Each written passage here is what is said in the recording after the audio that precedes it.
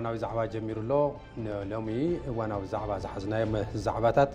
فلما يزعبنا نجورو إندسترين إنفستمنت زملكاتي مزيت تحيزو حدا فورم أبا زي أبدي سابا يسالت نيرو مزيت تحيزنا نجلسوا زعبا كلنا أي حرشان كرمتاوي مع أطوت المدنفع الصروح زلوا صراحة تاتون خلوا أي زعبا جرنا خندوسو هنا وأنا وزعبنا كودرس إثيوبيا ويدما إنيشيتيف كودرس إثيوبيا زملكات دما من البات مزيت تحيزو أبا إثيوبيا مس 5 مليون مناسي أبا كودرس كسلتم توعيلهم يزرب تعني حيوم مزيت تحيزو هنولوك لنايو كبرات ملكتنا ون ملوء تحسنا مسانا تنحهم نختكتاتنا بزيكات عمي نقدم مسارحتي مرها سلام مرسا كم معنا في السامورات مساقات ملنا مسانا تنحهم ملوء تحسنا نختكتاتلو عادي من لنا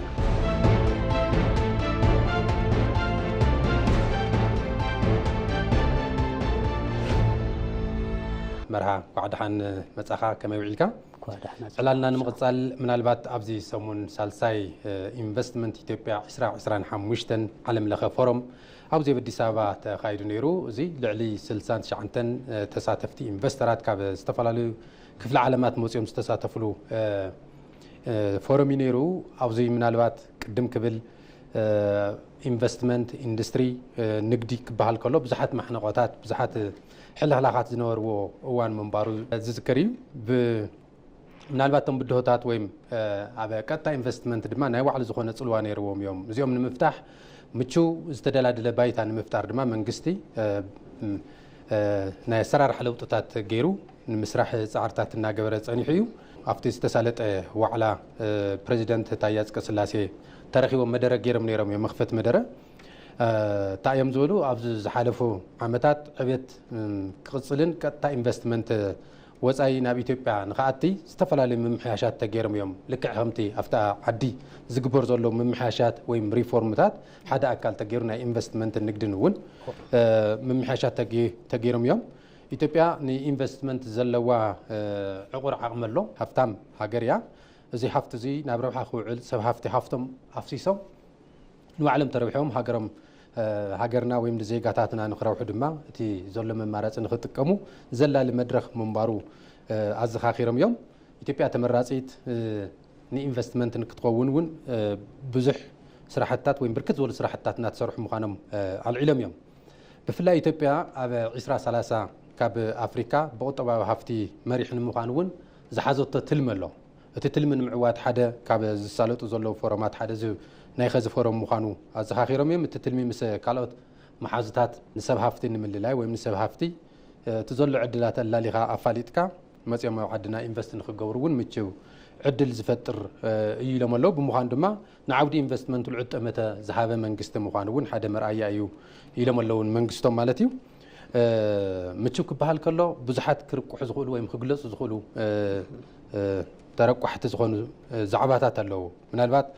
لعل عقن حيل سب ويم استمهار من إسي حيل سب زلوا أيو بأفريقيا ون رجع تاريخها بيتبيع ون لعل عقن من إسي زلوا هاجريا زي أفتي إنفستمنت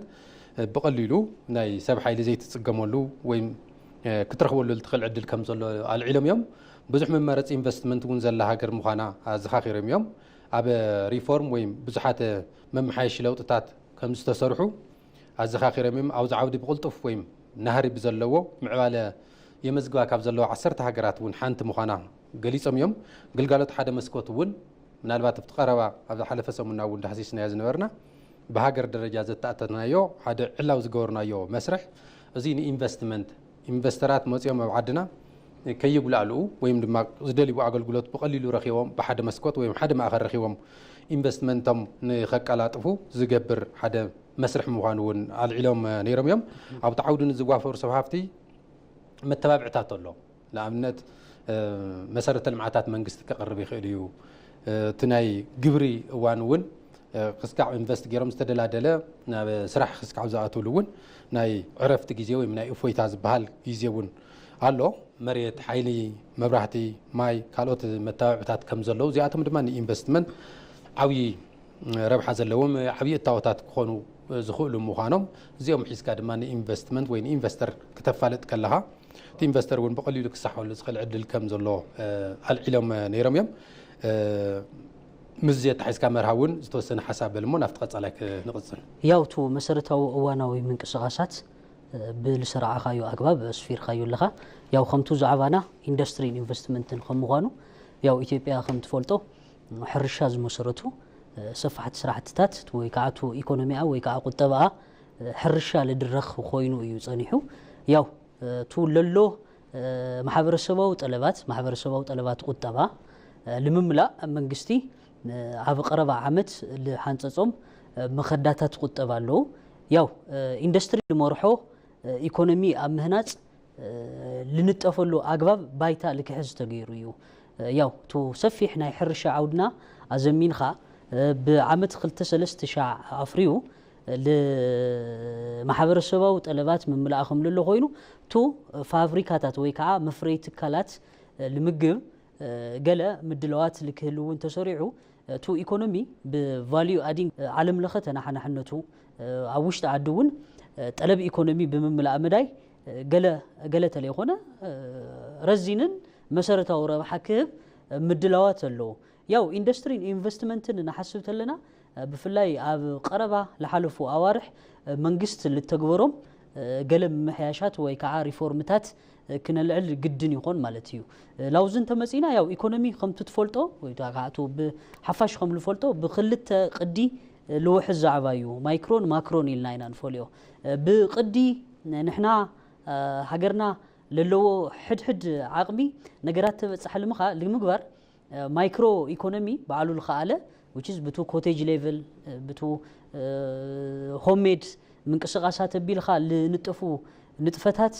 بمايكرو أبيلخا لسرح سرعات تات انتلوون تو ماكرو إيكونومي أب نحن علم لخا جزء خموهانو መንግስት ለወሰደቱም ስጉምትታት ከምቱ አቀዲመ ልገለጽኩ አለው ካፍቶም ነገራት እዚኦም ቱ ማይክሮ ኢኮኖሚ አይ ሚን ቱ ማክሮ ኢኮኖሚ ባይታል ምድሐስ በቀዳምነት ካብ ልተወሰዱ ስጉምታት ውሽጢ ዕዳጋ ዝመሰረቱ ዕድጊት መሸጣን ዕድጊትን መሸጣን ሸርፎ ወጻዩ ቱ ዕዳጋ ልመርሖ ክልውውጥ ሸርፎ ወጻ እንተልዩ ያው ከምቱ ትፈልጦ በነገራችን ላይ እዚ ግሎባል ኤክስፒሪየንስ ሆኒዩ ከምል ቻይና ለአመሰላ ሀገራት ላፍቱ ዓለም ለኸ ዕዳጋ ሰይር ካልምእታይ ናይ ቅርሺ ናይ ምዕዳግ ዓቅመን ወይ ከዓ ብኻሊ ሀገር ኖታት ትሽረፍተሎ ብጣዕሚ ብዙሕ ኮይኑ ለ ክሪቲክስ ወይ ከዓ ለህየሳ ልሳጥሕሉ አግባብ ነይሩ እዩ ያው ማክሮ ኢኮኖሚ መምሕያሽ ተባህል ተሎ تو بانكتات بانك هاجراوي بأجوابتها يعدقون يشطون نيرو نذكره نجاريو أفتحت تو بانك هاجراو دمو نجادو ويكع زي حجة ونجادو ويكع بلاك ماركت إلنا نسوي عمسبات بعقن خندينا يعدقومو بعقن يشطون نيروم لا ذكر نجاريو سلزي لا أمثل عينت عداقان تليو توم نايمنجس تكالات تو عداقة المرحن خوينا كسرحوا لقباء نجار بأجواب وليس رحلو مخنيت تأيو ليفل نتفتات بمعرف لتوصدو سقومتات اللو زوم سقومتات اليوم توصدو تلو فورين دايركت انفستمنت ويكا قطتا فسس معلنواي هاجرات وصاي وكا سبهافتا هاجرات بايتا لكحز عدل يفطريو كما ابنت بناياتهم قرشي بنا ኢትዮጵያ قرشي تزرزرتلو اب ايدوم كهل المتن ገንዘብ አፍቶ ዓዲ ባዓቀን ክንደየናይ ينقساقسنا لبل مسرتاو حتو بايتا حيزو قمتو قديم خال ገለጽኻዮውን توم ሚኒስተራትን ላዕሎ ተመራራሓ መንግስትን ከም ልገለጽዎ ሰብ ሓይሉውን ሪሶርስ ታቱውን ኣብለለሉ አግባብ ቱ ሰፊሕ መጠን ኢንቨስትመንት ላውዝ ከባቢ ወሒዙ ሸቃሎ ብትሕት ቶም ትካላት ለሃገራዊ ኮታ ክንድዚ ልዋሃብ ይዋሃብሞ ዜጋታትና በዓቀን እዚ ይጠቀሙ ልብል መንግስታው ምድርዳራት ባይታ ልምድሓዙውን በዓሉ ለኻለ ዕድል ፈጢሩ ቱ ኢኮኖሚ ልተማዓራረ لكجورو بعلو الخالة عدل يفتريو كبرات تملكتنا حزون علالنا نقصلهم كان سببتي وصاي بفلاي عصوات نورو زعباتات نيرم عصوات قينم صنعو تمعودات انفستمنت خزي بسرعات باسرار حون فقدات مقانم ويم دما خفتي مغوارو ابقتا انفستمنت وصاي كعبي نايو علو اجام غيري نعمنت اب قدم كم زغلصنايو اب ኢትዮ ቴሌኮም ምርኣይን ገዲና ኢትዮ ቴሌኮም በይኑ ተናሓና ሓይዘ ይብሉ ኣብ ዓዲ ብሕታዊ ናይ ቴሌኮም ስራሕቲ ዝሰርሕ ዝነበረ ሳፋሪኮም ብምእታይ ኸዚ ብዙሕ መማረፂ ዘለዎ ዜጋ ካብ ኢትዮ ቴሌኮም ሳፋሪኮም ንኽጥቀም ዕድል ዝፈቀደ እዩ بشرف وصا انترينايو قدم بانك طرح سرح ويم بانكታት ጥራሕ ዝሰርሕዎ ዝነበረ ስራሕትታት እዩ ሕዚ ብውልቀ ሰብ ደረጃ ብርክው እንተሪና ናይ ፎሬን ኤክስቼንጅ ዝሰርሑ ቢሮታት እስካብ ምኽፋት ተወፅሕሉ ኣሎ ኣብ ከይዲ ዘሎ ሕዚ ባንኪ ካብ ደገ ክመጽእ የብሉን ዕጹብ እዩ ነይሩ ሕዚ መስርሕ ተገይሩሉ ገና ለቶም ኣብ ውሽጢ ዓዲ ዘለው ባንክታት ብዘይጎድእ መልክዑ መስርሕ ተሰሪዑ ተገይሩሉ ናብ ዓዲ ንኸኣቱ እውን እዚ እውን ዝፈቅድ መስርሕ ዕላዊ ከም ዝተገበረ ዝፍለጥ እዩ ኢትዮ ቴሌኮም እውን በቀንዱ ኣብ ናብ መንግስታዊ ናይ ልምዓት ትካል ተባሂሉ እዩ ዝግለጽ ሕዚ ካብ ናይ መንግስቲ ወፂኡ ዜጋ ዝውንኖ ክኾን ምእንታን በዓል ዋና ክኾን ሼር ንኽዕድግ እውን ዜጋታት ዝተፈቀደሉ መልክዕ ነይሩ እዩ ስለዚ እዚኣቶም ኣብነታት ክረአ ከሎ እዚኦምን ካልኦትን ብዙሕ መተባብዒ ዛዕባታት ወይ ስራሕታት ይስርሑ ኣለው ማለት እዩ ምናልባት ኣብቲ መድረኽ ዝተረኸቡ ሚኒስተር ገንዘብ ኣሕመድ ሺደ እውን ናይ ባዕሎም ሓሳብ ገሊፆም ነይሮም እዮም እቶም እቲ መድረኽ ሚዲየም ኦፍ ኮሙኒኬሽን እንግሊዝኛ እዩ ምክንያቱ ካብ ዝተፈላለዩ ቁርናዓት ዓለም ዝመፁ ኢንቨስተራት ወይም ድማ ኣብ ንግድን ኣብ ኢንቨስትመንትን ዝተዋፈሩ ሰብ ሃፍትታት ዲፕሎማስኛታት ዝተረኸቡሉ እዩ ስለዚ ኣብኡ ክገልጽ ከለው ኢትዮጵያ ተዘለዎ ሃፍቲ بدنبي محبرسب عالم كردو كخل اللو ناي مريت كتاي غزل علوم بدنبي قليصم ويوم لعل عقن ماي كم زلنا افزخدنا يو ناي ماي صقام كم زيله ناي كرسه مدر ماي كون يخلي بزناب زوص زمص زوقع زناب كون يخلي عخل كم زلنا زغلصو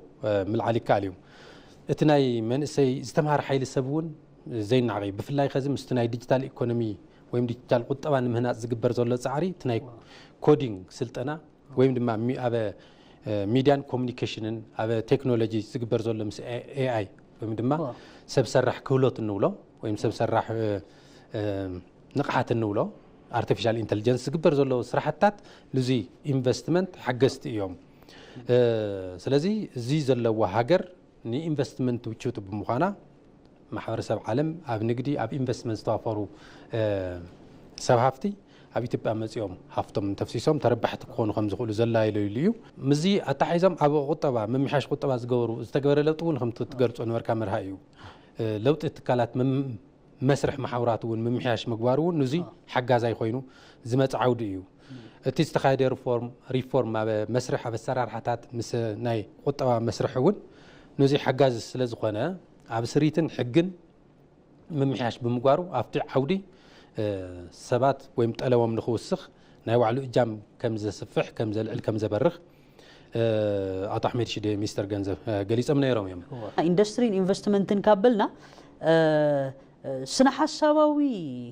ድራኸ ለለዎም እክትታት ንግድ ነይሮም እዮም ዲማርኬሽንስ ቱ ኢኮኖሚክ ዲማርኬሽን ይልባል ኣብ ልቀደሙ ግዜታት መንግስት ሪፎርም ኣሳሊጡ ስነ ሓሳባዊ ምትዕራያትን ዓለማዊ ምንባባትን ባይታ ድሒዙ لخدلهم من قدتات بايتا قدم محزو فقودن لي فقودن لبهالو زفرات نقد نيروم يوم اوف كورس لامسلو سقومتات وسرتلو هاجراوي مهرتي عامتاو اتاوي تو ريسورس لعدل مصناح قللولو ساينساوي ويكعتو ناي ماركت ويكعتو ناي ايكونومي سنا حسابات مسرت بمغبار لسرارعو قدم صعباو زعباتات انتقونون مستو ناي عدنا عودغن ነገራት ሁሉ ቁልፍ ልፈ ቢልኻ ሰባት ትካላት ሃገር ከም ሃገር ጂዲፒ ይኹን እቱ በፐር ካፒታል ኢንካም ለዕቀኑ ነገራት ስሩዕ ዋሕዝሊ ከይህልዮም በዓሉ ለኻለ ዓጋት ነገር ነይርዎ ማለት እዩ እቱ ዝነበሩ ዘፈራት ክፉት ምግባር እቱ ቀንዲ ዛዕባሎ መቅነ እዩ ከምቱ ትዝክሮ ያው ስቶክ ማርኬት ብሰፊሑ ባይታ ይሕዝሎ እዩ ስቶክ ማርኬት ማለት እቱ መሸጣ አክሲዮን ማለት እዩ ከምቱ ትፈልጦ ኢትዮ ቴሌኮም ንዓዱሽቲ ሰብ ሃፍቲ ወይ ከዓ ብኩሉ ዜጋ ወናን ይሉ ክኾን ባዕቅን ክንደየናይ ንጥፈትላ ተሳለጠሉ ምንባሩ ናይ ቀረባ ግዜ ወይ ከዓ ቅድመ ክልተ ሰሙናትን ሓደ ወርሕን እንዝክሮ ዛዕባ እዩ ካብዚ ብል ዘለለውን እቱ ባዕሉ ማይክሮ ኢኮኖሚ ምሕያሽቱ ሪፎርም ቁጠባ ማክሮ ኢኮኖሚ ለምጾ ባዕሉ ለኻለ ስርዓት እንተለውን ብመንግስት ቢልኻ ንሰብ ሃፍቲ ወጻይ ናይ ምዕዳም ስራሕትታት بالتفلالي أجبابات يسرح له يو ياو لو ما أنت لو حد زين له هجروا بنك علو لجورو سب كم زملاء خطو መንግስቲ ምንም ዓይነት ዕዳ ኣብ ሃገራዊ ባንኪ የብሉ እዚ ኣብ 12 ዓመታት ተሪኡ ለይፈልጥ ሓቂ እዩ ብዙሕ ከም ልምዓት ተገይሮም ልጽርሑ ንጥፈታት ኣብ ዓድና ክንድ ረባሕታ ዕዳ ኮይኖም ብጣዕሚ ዓዲ ኣብ ዕዳ ምኽፋልን እተሰጉሞም ወይ ከዓ ለሳለጠቶም ንጥፈታት ልምዓት ልህቡዋ ኣታውታት መሊስኻ ዕዳ ንምኽፋል ናይዛ ዓዲ ጸገማት ንምቕራፍ መንቀሳቐስሉ ክኾኑ ልሰርዐ ሓቀታት ብጣዕሚ ብስፍሓት ኣለውና ያው ኢንዱስትሪን ኢንቨስትመንትን ከዝውን ዛዕባና ካብ ኮነ ኢትዮጵያ ታምርት እዩ ያው ኢትዮጵያ ከም ሃገር ሰፊሕ ጠለብ ኣለዋ ቱ ሰፊሕ ጠለባታ ኣብ ዓዲ ውሽጢ ከተምርቶ ይትኽእል ይኻሊ ቆሪኳስ ልቱ መሰረታው ልበሃል ናይ ምግቢ ጠለባትና ልምምላ ስርናይ ኳስ ብረድኤትን ብኣማኢት ሚልዮናትን ኢናውፂና ናብ ዓዲ ውሽጢ ነእት ነርና እዚ ኣብ ላሕለፈ ዓመት ጀሚሩ ለመጀመሪያ ግዜ በታሪካ በአማኢት ሚሊዮን ዶላራት ወሒሳ ናይ ውሽጥ ጠለባታ በናይ ዓዲ ውሽጥ ምህርቲ ስርናይ ምትካል ኻልትሉ ሓቂ ይለሎ ያው እዚ ካብልና ካብ መርፊ ጀሚርኻ ክሳዕ ናውት ሕክምናን ክሳዕ አልባሳት ካብ ወፃእ ነእቲ ሰባቲና ማለት እዩ ስለዚ ኢትዮጵያ ተፍርንተይልና አፍቱ ዓለም ለኻው ዕዳጋ ልንሕንሕ ልረውሑና ናይ ሃገራት ወፃኢ ሸርፍታት ዓቂብኻ ብዓቅሚ ኢትዮጵያ ኣብ ህዚ ክፍረዩ ለይኽእሉ ነገራት ልምዕዳግን ኣብ ለሐዋሩ ደሞ ዘላቂ ምህርቲ ኣብ ባዕልና ልክህሊ ብምግባር መዳይ ረብሓ ለለዎም ካልኦት ነገራት ዓዲግኻ ኣብ ውሽጢ ዓዲ ለሎ ምህርትታት ልምግዋድን ብብርክ ዞባ ይኹን ብብርክ ሃገር ለኸ ቀረባት ሃልዮምና ከም ሃገር ስራሕትታትና ልክንሰርሕ እድል ልፈጥር ሓደ መሰረታው ዛዕባ እዩ ኢትዮጵያ ታምርት ትበሃል ተሎ ብዙሕ ግዜ ሜድ ኢን ኢትዮጵያ ልብሉ ነገራት ኦፍ ኮርስ ኢትዮጵያ ከም መስርሕ ዓለም ለኻዊ ሕጊ ንግዲ መሰረት ገይራ ዓለም ለኸ ሕግታትን ደንብታትን ሕጋው ንግዳው ምንቅስቃስ መሰረት ገይራ ለናይ ወፃኢ ሃገራት ኢንቨስተራቱን በራኽፉት ገይራ እትንቀሳቀስ ሃገር ያ እንዲያውም ከም ካልኦት ሃገራት ኣብ ካልኦት ከባቢታት ከምዚ ስለለይብለይ ኣነውን ከምዚ ከዓግትየ ልብል መስራሓት የዘርግሐት ኦፍ ኮርስ ኢኮኖሚያ ብውሕስ ኣግባብ ልኩሕ ዘላ እትወስዶም ኢኮኖሚያዊ ወይ ከዓ ቁጠባዊ ጥንቃቐታት ኣለዋ ያው ብቻ ግን ኢትዮጵያ ተምርት ተውሂሉ ሜድ ኢን ኢትዮጵያ ልበሃል ነገር ስለልተሰርሐ ጥራሕ ኢትዮጵያውያን ሰብ ሃፍቲ ኮይኖም ልከይኾን ስለልኽእል ኢትዮጵያውያን ባዕሎም ጠለብ ማሕበረሰቦም ግሙት ውሽጢ ለእትየ ምንቅስቃሳት ልክገብሩ ልተፈላለየ ምንቅስቃሳት ላተሳለጠ ጸኒሑ እዩ ከም ኣብነት ኣብ ለሐለፈ ዓመት ኣብ ሳይንስ ሙዚየም ኤግዚቢሽን ሳይንስ ተዳልዩ ካብ አካል መጉዳአት ለለዎም ሰባት ልጥቀሙሎም አርቲፊሻል እግርታት ጀሚርኻ ክሳዕ ናውቲ ሳይንሳዊ ርካቦታት ኣብ ዘፈር ሕክምና ለለው ጎድለታት ወይ ከዓ ሓጓፋት ልሙምላ ምህርትታት ውሽጢ ዓዲ ክላለዩ ልተገበረሉ አጋጣምታት ኣሎ ብዙውን የብቅዒ ኢትዮጵያ ተፍርት በሃል ተሎ ሐሳብን ጭቡጥ ተግባርን ለለዎም ሰባት ፍልጠቶምን አቅሞምን ልከይጥቀሙ ለአክቶም ፋይናንሳዊ ዕክትታትን ሓቅታትን ልምግላህ ስታርትአፕ መሰረታዊ ዛዕባ ተገይሩ ዋኒን ዓዲ ኮይኑ ኣሎ ዋኒን ዓዲ ልክኾኑውን ብሰፊሑ ኣብ ምድላዋት ከምለልና ይፍለጥ ያው ካብዚ ተቀጽል ተለውን ኣብ ለሐለፈ ዓመት ባንክ ሃገራዊ መንሰይ ናብ ኣፍራይነት ንምስግጋር ስልጠና ሂቡ ብቅርሺ ተለይኾነ ብናውቲ ሓገዝ ልቕሓት ልምምችቻይ ባልናውን ኸይድና ልሰራሕናዩ ስራሕ ምዃኑ ይዝክርየ ያው ከም ልዚኦም ናይ ልተገልጹ መእሰሪ ያው ናልገለጽናዮም ሓሳባት መእሰሪ ዜጋ ኣብ ንጥፈት ኢኮኖሚ ሃገሩ ተሳታፋይ ናይ ምግባር ዛዕባ እዩ ልኾን ያው ፓርክታት ኢንዱስትሪ ዜጋታት ክርብሐሎም ዕድል ናይ መሃብ ፍጻመታት ዕብሉል ንግዳዊ ምንቅስቃስና ናሕርነቱ ይንቀሳቀስን ይቃለስን ምህላው ለርእዩ ልብል ሐሳብ የከሰርዕ ልደልሞ እትውስኾም ነገራት እንተልዮም ወሲክኻ ላብ ናይኻ ነጥቢ ክመጽእ ፊሽ ዞባታት ኢንዱስትሪ ኣብ ህንጸት ሃገር ዘለዎም እጃም እውን ተላዒሎም እዮም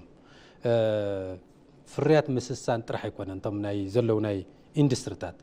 እቲ ፍርያት ምስሳን ከም ዘሎ ኮይኑ ነቲ ዓዲ ዘሎ ኣብ ውሽጢ ዓዲ ዘሎ ተጠቃማይ ወይ ጠለብ ካብ ምዕጋብ ብተወሳኺ እዚ ብፍርያት ውሽጢ ዓዲ ክትካእ ተኮይኑ ካብ ደገ ዝመጽእ ዝነበረ ናይ ኢምፖርት ሳብስቲቱሽን ክትካእ ተኮይኑ እቲ ፍርያት ኣብ ጽሬቶም እውን ተናሕናሕቲ ክኾኑ ኣለዎም እዮም ዝብሉ ካብ ቻይና ዝመጽእ ካብ ካልኦት ናይ ኣውሮፓ ወይ ካብ ካልኦት ናይ ኤሽያ ሃገራት ዝመጽእ ፍርያት ኣብ ኢትዮጵያ ዝፈሪ ወይ ኣብ ኢትዮጵያ ዝምረት ሙሱ ተናሕናሓይ ኮይኑ እቲ ዘሎ ዜጋ ድማ ናይ ዓዲ ውሽጢ ፍርያቱ ናይ ምጥቃም ተኽእሉ ወይ ድማ ዕድሉ ልምዱ እውን ክዓቢ ክኽእል ኣለዎ ንኣብነት ሓደ ዜጋ ሙሉእ ክዳን ዝዕድግ ተኮይኑ ካብ ናይ ወፃኢ ዝመጽእ ኣውዚ ብዋጋ ዓይኒ ክረአ ከሎ ብኳሊቲ ብጽሬት ማለት እዩ ዝሐሸ ክኾን ኣለዎ ስለዚ ብዙ ዜጋ እውን ናይ ውሽጢ ዓዲ ፍርያት ናይ ምግዛእ ልምዱ እውን ንዓበየ እንድሕር ኸይዱ እዚኦም ዝትከሉ መስራሓት እናተኣታተው ናይ ውሽጢ ዓዲ ናይ ምጥቃም ባህልና እውን ብኡ ልክዕ እናማዕበለ ክኸድ ይኽእል እዩ ዝብል ተለዓዩ ተገሊጹ ነይሩ ምዝየት ተሓይዝና ምናልባት ኣብ ቀረባ ግዜ ሓደ ዝተጀመረ ፋብሪካ ስራሕ ጠጠው ቢሉ ነይሩ ንብዙሕ እዋናት ነዊሕ እዋናት ሕዚ ጅራእ ስራሕ ዝጀመረ ኣሎ እዚ ፋብሪካ እዚ ስራሕ ምጅማሩ ነቶም ካልኦት እውን መነቃቅሒ እዩ ኣብ ዓዲ ውሽጢ ዘሎ ጠለብ ንምምላእ ጥራሕ ዘይኮነስ ንደገ እውን ክልእኽ ወይም ድማ ንደገ ዘሎ ጠለባት እውን ከማልእ ዝኽእል እዩ ሰው ካልኦት እውን ኣብ ብዝተፈላለዩ ምክንያታት ጠጠው ኢሎም ዘለው ፋብሪካታት ወይ ናይ ኢንዱስትሪታት ፍርያቶም ንኽጅምሩ ናብ ምህርቲ ንኽኣቱ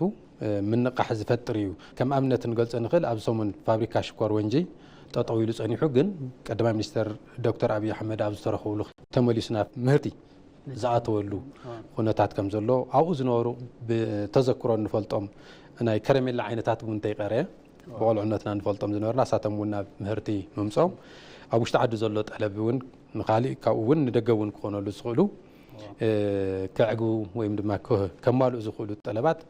ምስራሕ ከም ዘድሊ እውን ዝተገለጸሉ መድረኽ ነይሩ ኣብ ሕሉፋት ክልተ መዓልታት ዝተገበረት ፎረም ኢንቨስትመንት ኢትዮጵያ 2025 ኣብ ኢትዮጵያ ኢንቨስት ግበሩ ብዝብል ቴማ እዩ ተኸቢሩ እዚ ታይ ማለት እዩ ነቶም ካብ ዝተፈላለዩ ዓለማት ዝመጹ ኢንቨስተራት ልዕሊ 69 ሃገራት ዝመጹ ሰብ ሃፍቲ እዮም ነይሮም እዞም ሰብ ሃፍቲ እዚኣቶም ኣብ ኢትዮጵያ ኮፍ ኢሎም ንክልተ መዓልቲ ዝኣክል ዝመኽርዎ ብውልቀ እውን ክኾን ይኽእል እዩ ኣብቲ ፎረም እውን ብመልክዕ ኣኸባ ወይ ብመልክዕ እቲ ፎረም ዝተኻይደ ዝተመሓላለፉ መልእኽትታት ኣብ ኢትዮጵያ ዘለው ሰናይ ዕድላት እንታይ እዮም ዘለውና ጥሪታት ንወፃኢ ክስሕቡ ዝኽእሉ ናይ ወፃኢ ኢንቨስትመንት ክስሕቡ ዝኽእሉ እንታይ እዮም ዝብል ንኣቶም ንምልላይ ዝተገበረ ጻዕሪ ሰብ ሃፍቲ ኢትዮጵያ እውን ሓዊሱ ማለት እዩ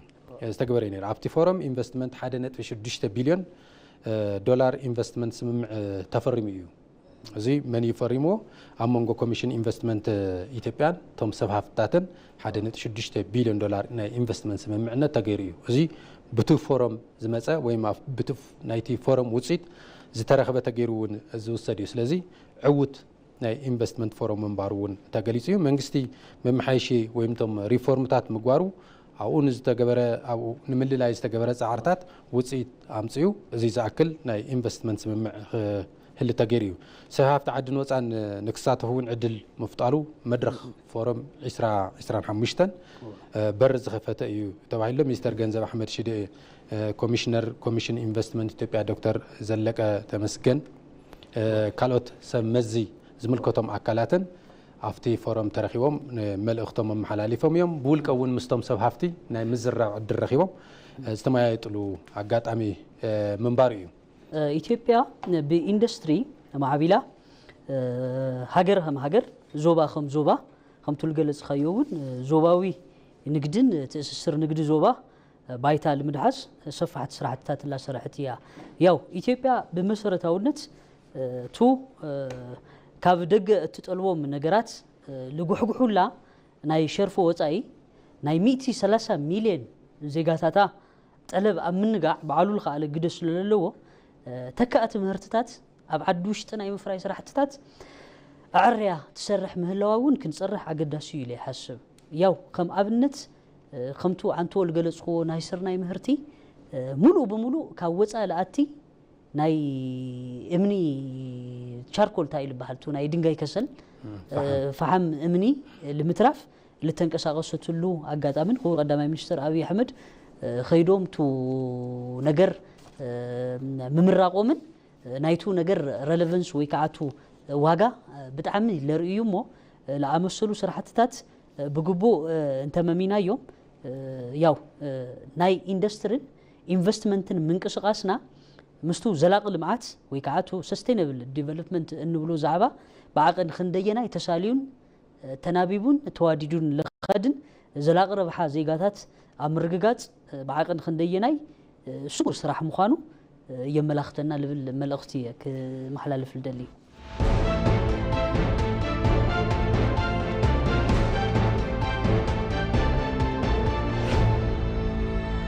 قال أباي زعوانا جرنا حيزنا زلنا كرمتاوي مسندا لمعامات انتاي زمسل من البات مدلاو كرمتاوي أزمرا لمعامات كاب مجموري كنري خلنا تصبغي زلو زمسل مرها مخنياتو أبا عدي أبا قطراتو ونكن سمع خلنا زناب كم زلو نسمع لنا تصبغ زغونا ناي زناب جموارو اللو سلازي تسقبيا قيساس أموغوغا أنها اللي تفلت كم زبهال ويممقلا أنها اللي تفلت كم زبهال كرمت لهم زبن كاب جمرو ما فتصمت وين كم صبغ خوينو يفتصم لنا فطاري صبغ جمارو كم زلو مغلاص كاليو اجمامرا زناب غرمي زلو المال دلي ኢትዮጵያ ከም ዝፍለጥ በዓልቲ ብዙሕ እዋን ወይም ድማ ቶም ሲዝንስ ዝበሃሉ ኣለዋ ኣርባዕተ ዝበሃሉ ኣለዋ ሳቶም ነናይ ዓለም ኣብ ብመላእ ዓለም ዝፍለጥ እዮም ግን ኣብ ኢትዮጵያ ፍልይ ዘብሎም ቶም እዋናት ነናይ ዓለም ጸጋታት ሒዞም ኩሎም ተናፋቅቲ ዝኾኑ ህዝቢ ኢትዮጵያ እውን ፍሉይ ተዘክሮ ሒዞም ዝመጽኦም ቶም እዋናት ክረምቲ ኣሎ ቀውዕ ኣሎ ሓጋይ ጽድያ ዝበሃሉ እዋናት ነናይ ባዕሎም ጸጋን ጽባቐን ዝሓዙ እዋናት እዮም ስለዚህ እዚኦም ቶም እዋናት እዚኣቶም መሰረት ዝገበረ እዩ ናይ ኢትዮጵያ ኣብ ሕርሻውን ሕርሻዊ ማእቶቱን ንምውሳኽ ትልሚ ተሊማ ትሰርሕ ማለት እዩ ሕዚ ዘለናሉ እዋን ካብ ጽድያ ናብ ክረምቲ እንሸጋገረሉ እዩ ከም ሓበሬታ ሚኒስተር ሕርሻ ኣብ እዋን ጽድያ ከም ሃገር 3.7 ሚልዮን ሄክታር መሬት ብዘርኢ ንምሽፋን እዩ ትልሚ ተታሒዙ ነይሩ ካብዚ ድማ 3.4 ሚልዮን ሄክታር ብዘርኢ ተሸፊኑ እዩ ኣብዚ ናይ ጽድያ እዋን ማለት እዩ ድሕሪ ክረምቲ ዘሎን ማለት እቲ ዝተዘርአ ኸዚ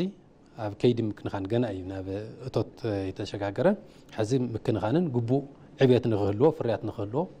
ኣብ ግቡእ ምክንኻን ዝርከበሉ እዋን እዩ ስለዚ እዞም ዕማማት እዚኣቶም ትስርሑ ተለው ሕርሻዊ ማእቶት ንምድንፋዕ ወይም ድማ ጠለባት ውሽጢ ዓዲ ንምምላእ ዝግበሩ ጻዕሪ ማለት እዩ እዚ ከም ዘሎ ኮይኑ ክረምታዊ ስራሕቲ እውን ኣዝመራ ትኩረት ገይሮም ወይም ዝስርሑ ከባብታት ናብ ዕማም ዝእተወሉ እዋን እውን እዩ ኸዚ ጀሚሩ ማለት እዩ ሓፈሻዊ ትልሚ ክረምታዊ ሕርሻ 2017-18 ክርኢ ከለና ከም ሓበሬታ ሚኒስተር ሕርሻ ኣብ እዞም ንኡሳት ሕርሻታት ዝበሃሉ እዞም መካናይዜሽን ዝበሃሉ ተይኮነስ ንኡሳት ሕርሻታት ዝበሃሉ ብሓረስታይ ዝምርሑ ማለት እዩ ናይ ኢንቨስተራት እውን ወይም ብኢንቨስትመንት እውን ዝግለጹ ከም ዘሎ ኮይኖም ናሎሚ ትኩረት ዝገበረ 20.3 ሚልዮን ሄክታር መሬት ብዘርኢ ንምሽፋን እዩ ትልሚ ተታሒዙ ዘሎ እዚ እንታይ ማለት እዩ ምስ ናይ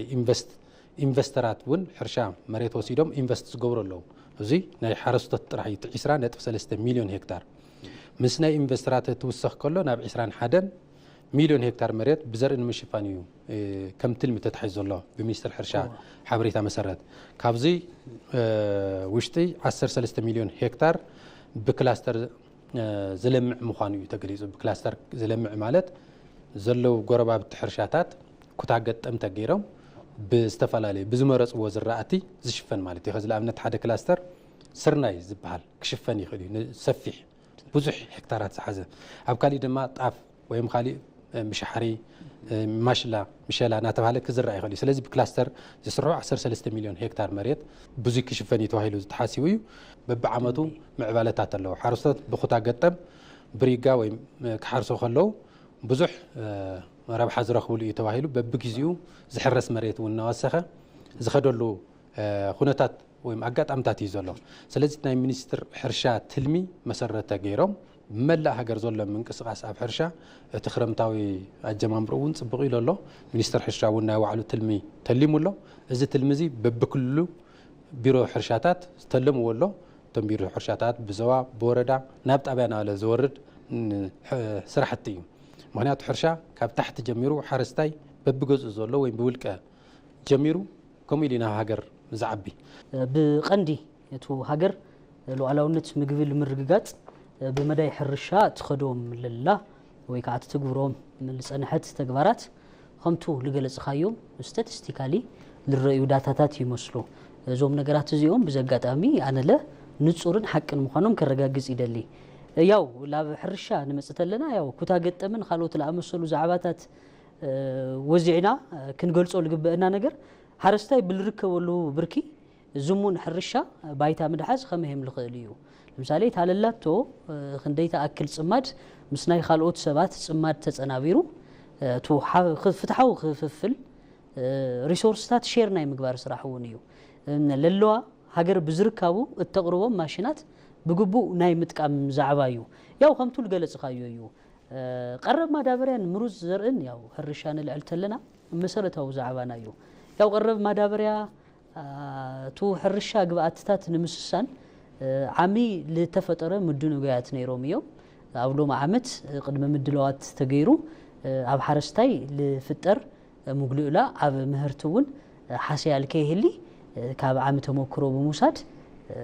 عب القصل عامتون عب قصل تعامتاتون كتباوعو لقبوهم مدلوات خم لتغورو ياو للنا حبريتا يملاخت حرشا ببهارياتو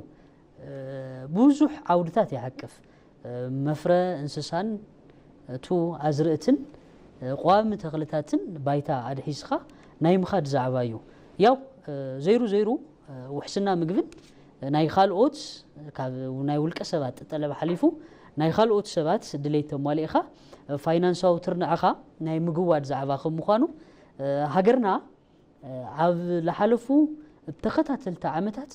للتفلاليو مسرحات زرقيحه بمقبي عرسو لخيل السدرا عاب خبابي لكهلي وحسنا مقبل الكرقاقت صفحة عرتات دا قبرت مزيايا كابزوم نقرات مرأياتات وشتحادة ليمات الرفاتيو ليمات الرفات خمتو أقدمة لقلص هو بمقبي سدرا ناي بعالو ناي مخال زعبان تغنون تو ركابوت ويكعات أقا لا تترفرف بالمسا قصر دمو إيكونومي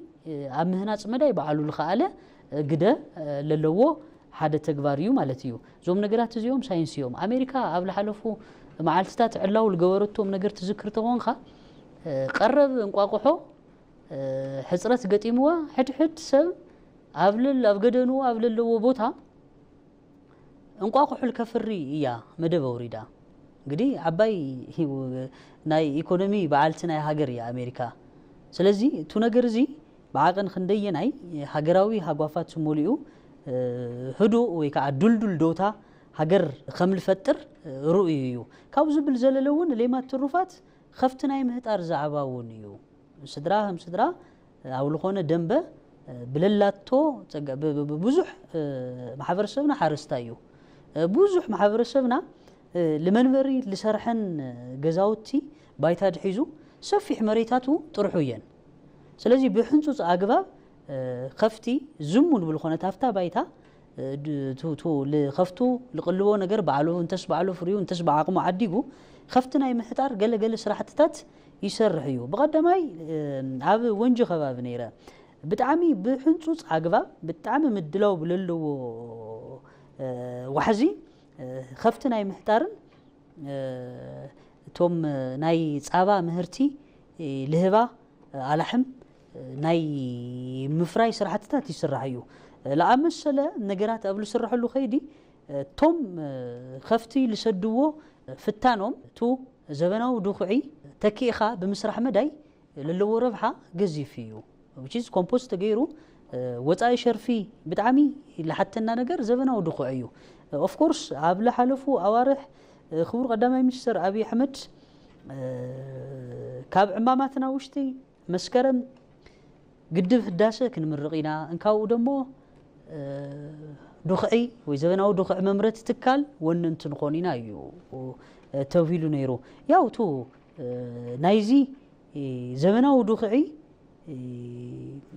مهنات بهمتو عنتو القلصنايو لعل متن شرفو وصاي عقيبو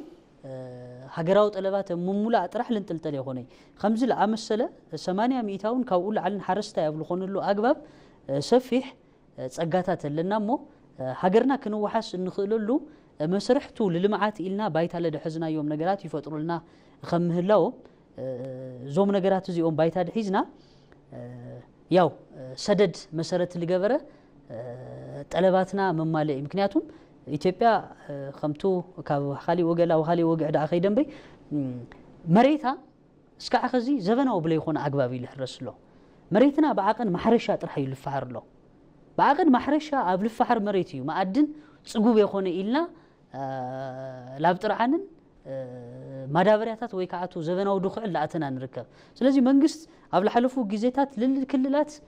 ትራክተር ናይ መሃብ ስራሕትታት እንዳፈጸመ ይርከብ ትራክተር መገጣጠሙ ፋብሪካታት بسفيح لكن كساقساون قدامون قطتኛ حجزن لاغبره مصنحو لذكر እዩ تي حرستاي بخطا قطم كحس كلوخن بحال كلو بزح ربحاتات يم زلوا سوق ኢሉ بግምት ወይም ድማ ስለንጽብቕ ዝግበረ ይኮነን መሬቶም حرستوت ታዘላ መሬት ንእሽተይ ብዝተፈላለዩ ንእሽተይ ዝራእታት ናቆነጣጠሩ ወይም ድማ ብቅንጭዕ ምርዕ ብቁንጥር ምንጥር ካብ ዝባኸን ካብ ዝተርፍ بستصنع زحشه فريات ذهب كون يتواهيلو صنعات بزلو ازي صنع خلو صبا اير كرا يخليو عينت حمد كرا يخليو والكاديو بعخل ديو حصادي يتواهيلو زرا كون يخليو خنتات زنابونه بقمت خزا هذا غلغليوم زراتي بزح زناب زطلولو نامنت خمن الرز عينت مالتي بقليل زناب دما باصيحون فريات كو زخولو زرات اللو سلازي زيوم بقمت زاتو اي تخوتا قطم كزرا اللو زبحال ازي خزرا خلو زلو ربح حدا ازيو خالاي تربحت التكنولوجي نمخان ون عدل اللوم توم حرستوت بحد نحر توديهم بكلاستر سرحو تخوينم حراسيت كمصو يخول يوم زناي ميكانايزيشن حرشا ون كتاتاتو زخولو عدل اللو كالي ناي تراكتر زي ناي حرس تراكتر كم زلو هينو زناي كومباينر ويم عصاديت اكابيت لتكم هرتون كتاتاتو زخللو عدللو سلازي ربحاتاتو بزح يو بريغا ويم دما بكتا قطم كحرسلو كنبل كلنا لاب كالي كشجر كلخو دحري كرمتاو اوتوت قديمهم زلعلو زراتاتلو منستر حرشاون تخرات زهولهم طولو تعاصيدهم دحر خوينم تطلي ويم تي عمريت راح سندحر هاليو طول زرو هذا امنت كم نشمبرالو عاوزياتهم تخرت كيري منستر حرشا سرح تعيل جبر دحرتهم ناي كرمتاوي زرات تعاصيدهم دحرساتهم ناب كزهم ويم ناب قفو اتيو قصيد زلو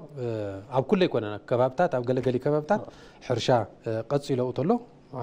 بعد حصير غزي خوص زخلو خب نشمبرا يزرو نزيوم مو انتي قري تلموت منستر حرشا 1.4 مليون هكتارس بزيك سروح يخول اليوم تسيو حرشا تلموتيو ابي حرشا لم زمن 10 شوعتن لم زمن 609 مليون كنتال فريات كركب يخيل يتوهيل تثبيت تغيرو زلو بتلمي تنبيع برك مالتي ازي كاب 21 مليون هكتار مريت صفحات حرشا انفستو توم صفحت حرشاتات انفستمنت وسيخو كركب يخيل توهيلو عامه تقمطلو بمنستر حرشا مالتي مس عامز نبرت نصاصرتلو عامي 610 مليون كنتال ينيرو حزي 609 مليون كنتال ناي 8 مليون كنتال حلفا ويم مفلال علو حلف اللو ازي كم قند مخنيات زغلص دما زحرس مريت كاب عامي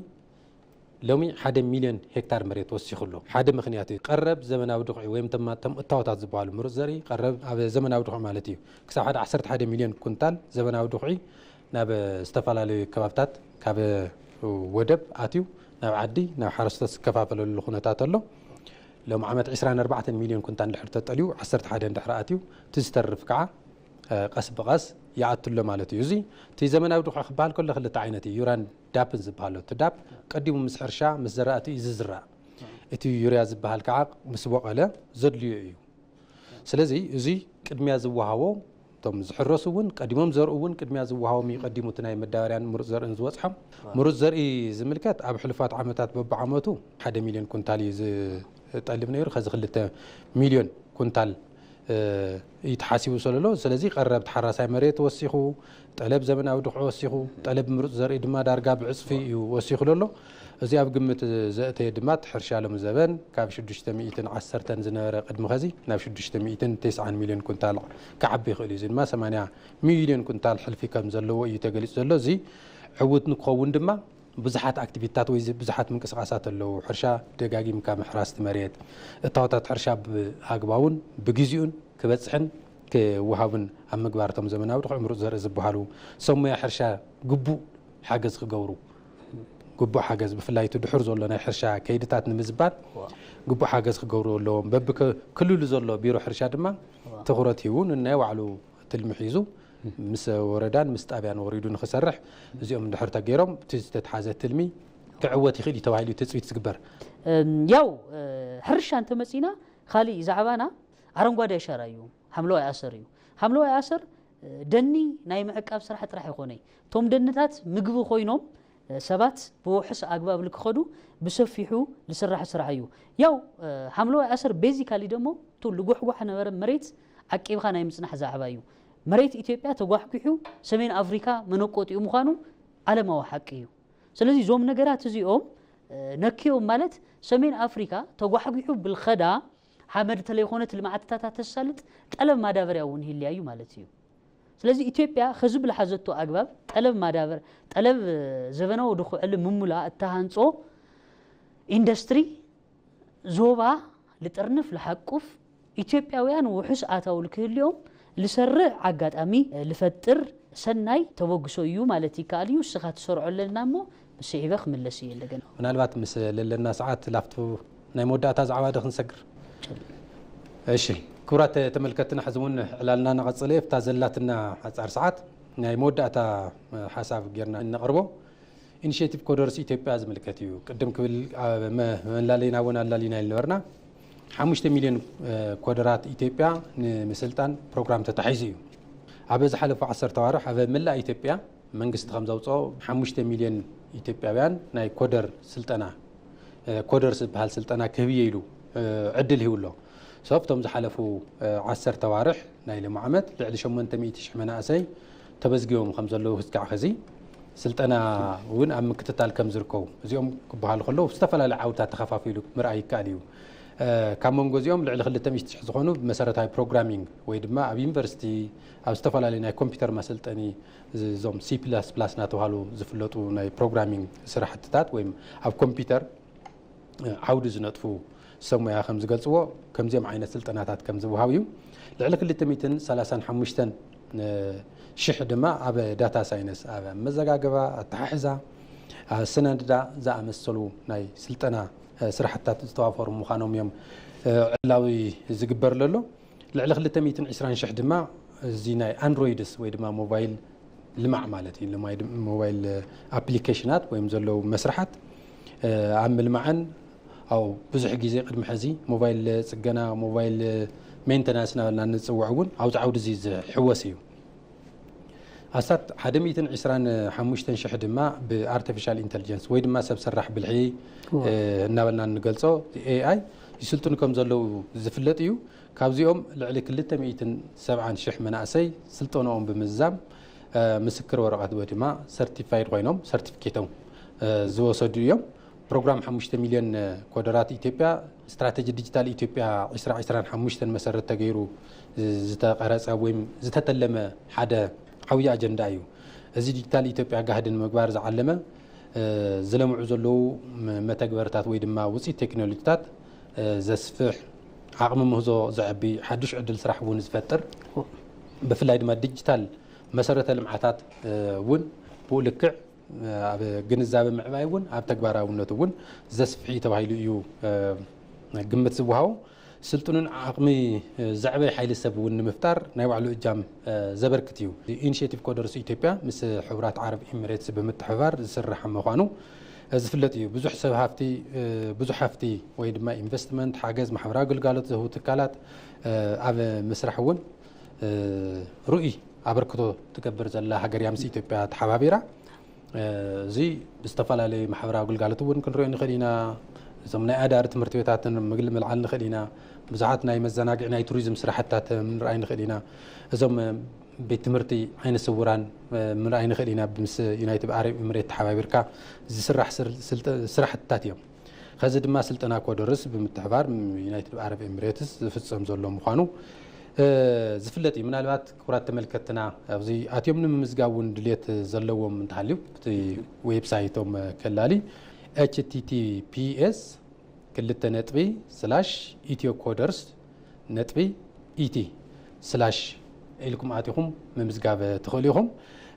እዚ ዝምልከት ሓበሬታ እውን ካብኡ ክትረኽቡ ትኽእሉ ኢኹም ሙዚየት ተሓይስካ ሕፅረ ቢልካ ዘለና ሰዓት መርሃውን ዝተወሰነ ሓሳብ ወሰን ያው ኢኒሻሊ ኮዲንግ ማለት ኣየኑ ክስራሕ ከም ዘለዎን ሃመይም ልስራሕን ንማሽን ናይ መምሃር ስራሕ እዩ ሰባት ተኪኡ ክሰርሕ ልኽእል ኣብዙ ንርከበሉ ዘበን ማሽን እዩ ስለዚ ዙ ማሽን እዚ ክእዝዝዎ ክጠውይዎ ለሰባት በዓቀን ክንደየናይ ክሕግዝ ከም ዘለዎ ልእዝዝዎ ሰባት ናይ ምስራሕ ዛዕባ እዩ ኮደርስ ናይ ምፍራይ ስራሕ ናቶም ኮዲንግ ልሰርሑ ሰባት ኮዲንግ ይባሃሉ ነዚ ስራሕ ልሰርሑ ሰባት እዮም ኮደርስ ልባሃሉ ኢትዮጵያ ሽቶታት ልምዓት ንምዕዋት ካብ ለነጸረቶም 5 ኣማድ ልምዓት እቲ ሓደ ዲጂታላይዜሽን ወይ ከዓ ዲጂታል ኢትዮጵያ ምግሃድ እዩ እዝን ክኾን ነቲ ዲጂታል ኤራ ልጥለብ ዲጂታል ነው ሃው ወይ ከዓ ፍልጠት ኣገዳሲ ብምዃኑ ሓይሊ ሰብ ማዓረ ዕማማት እንዳሰልጠነት ማዓረ እንዳሰልጠነት ትርከብ ማለት እዩ ስለዚ ያው ከምቱ ለተገለጸ በፕሮግራሚንግ በዳታ ሳይንስ በአንድሮይድን በአንድሮይድ ፕሮግራሚንግን በኤአይ ነው ተሰልጠና ፕሮግራሚንግ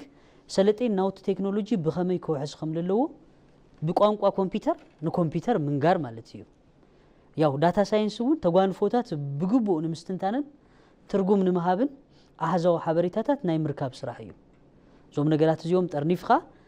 ሰባው ጠለባት ለኸወደሉ ኣግባብ ናይ ምድላው ስራሕ ልሰርሑ ሰባት ዓለም ብእትርከቦ ብርኪ እትውሕዝ ሃገር ልፍጠራ ጎደሎታት ከም ጅማሮ 5 ሚሊዮን ለ130 ሚሊዮን ተዘናድዩሎ ቱ ዲጂታል ኢትዮጵያ ጉሁድ ናይ ምግባር ዛዕባ ይኾንሎ ማለት እዩ ኤአይ ኣስተውዕሎት ሰብ ሰራሕ እዩ ከምቱ በቀዳማይ ክቡር ቀዳማይ ሚኒስተር ልገለጽዎ ንወለዲ ሰዓት ሓልዩ ኪኒና ልህብ ለሕሙማት ልከናኸን ማዓጾ ልሕልን ካልኦት ጠለባትን ኣብ ምምላ ግደ ለለዎ ማሽናት ኣብ ምህንጻ ሰብ ሰልቻው እዩ ከም ትፈልጦ ስለዚ ፕሮግራም ልተገበረ ሕሙማት ኪኒን ልህብ ማሽን እንተልዩ ደኸምኩ ሰልቸኹ ተለይበለ ማሕበረሰብ ወይ ከዓ ሓደ ውልቀ ሰብ ከምኡላ በለ ማሕበረሰብ ናይ መውሓዝ ስራሕ እዩ ናብ ብጣዕሚ ካፍቶም ኣማድ ቁጠባ ተውሂሉ ልተሰርዐን ኣብቱ ኢኮኖሚ እውን ካብ ዓዲ ሓሊፎም እውን ኣብ ጎረባቤት ሃገራት ኣብ ዓለም ልጠልቦ ዛዕባ እውን ከም ምዃኑ ኣብ ዓዲ ልሰርሑሉ ሃዋህውን ተረኺቦም ብቁልጡፍ ናብ ዓዲ ልኸኣትዩ ተለየለ ደሞ ናብ ልተፈላለዩ ክፋል ዓለማት ኸይዶም ፍልፍል ኣታዊ ዛሃገር ሚኒስተር ስራሕ እውን ከምኡ ዓይነት ስራሕትታት ምድለዋት ስለለለዎ ያው ምሁራንን ኢምፖርት ይግበሩ እዮም ብዓለም ለኸ መስርሕ እሱ እዩ ወጋይ ዕላልና ካብዚ ላዕሊ መቐጸልና ነርና ግን ሰዓትና ስለ ዝግድበና ኣብዚ ክንዛዝም ኢና ክቡራት ተመልከትና